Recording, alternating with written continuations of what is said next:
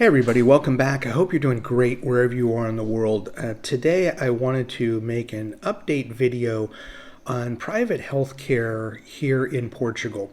I've made many videos over the years talking about options. There are many really good options if you're looking to have private healthcare in the country, as opposed to or in addition to having the SNS, the National Health System here. Most of you, if not all of you, may be required to obtain private coverage and have private coverage when you are going through the immigration process. So that's something you need, but maybe not permanently. Once you get your residence card and once you're here or that first year expires, then you can choose to keep it or not. We, through employer, have it. And just wanted to give you, especially those of you that are American watching this, some information that will, as I make occasional videos on healthcare, will hopefully drive home the point of the cost and affordability compared to what you're used to in the U.S. There is a gotcha to this. I'll get to this later in the video, but wanted to show you here. This is an MRI that was done just a couple of days ago, so I had to go in for an MRI, and less than 70 euros for this MRI. And I paid it before I went in for the procedure, and I was looking at it and I was just laughing at myself because the MRI back in the US, now granted this is several years ago before we moved, was, I want to say, $1,200. That was part of the deductible for the insurance plan, the PPO plan that I was on. And for those of you that are not aware, the United States, when you have insurance, there is something called a deductible, something called co-insurance, and then there's co-pays. So for those of you that are in the U.S., obviously you know that. And here, it's a series of co-pays along the way. So for an MRI, give me a break. That's incredibly low. And right now, the monthly premium for employee plus spouse on the coverage, I want to say, is about 90 euros a month. Now, granted, that's through the employer. If we were doing it on like a D7 visa, I think based upon our background, it'd be about 130 or 140 a month for the same type of coverage. Still very affordable. Prescription costs, I wanted to touch on that briefly, that even with they don't really have brand name and generic, which again, for those of you that are not from the US, I'm not sure how your systems work, but in the United States, usually there's a generic, maybe a mid-level, and then something called brand name, and each of those tiers come with different costs. Here, whether it be a brand name or whether it be a generic, we've paid as little as 3 and 4 euros for prescriptions.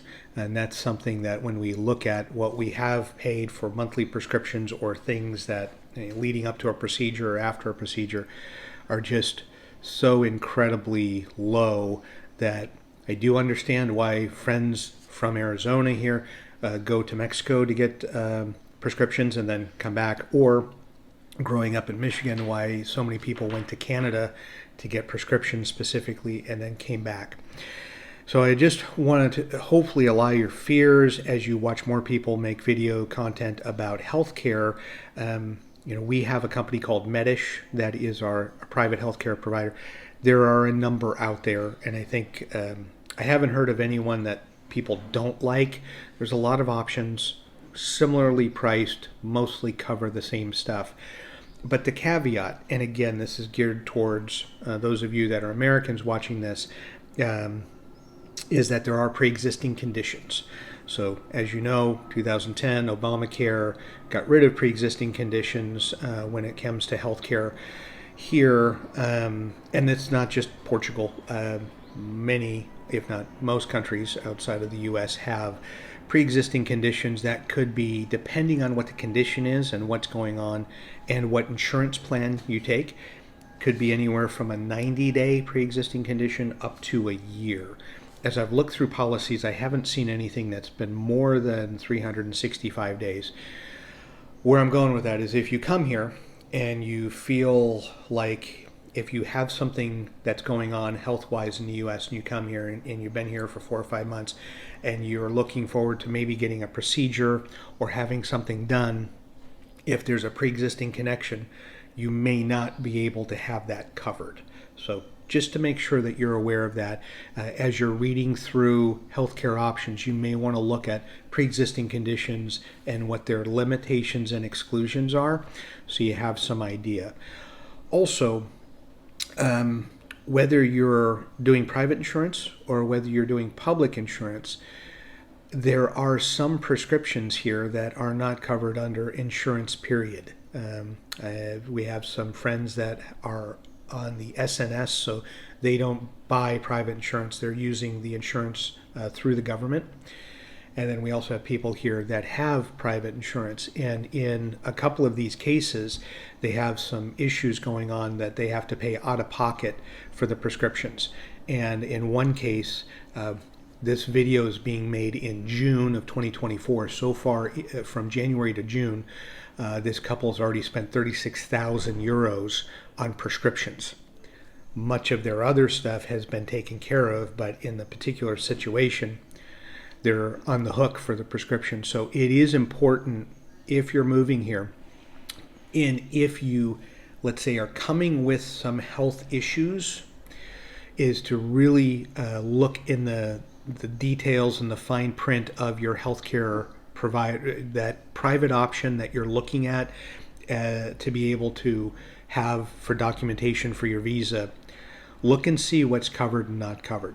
Look at the pre-existing conditions, not only what health conditions fall under that, but how long it would take before you get coverage.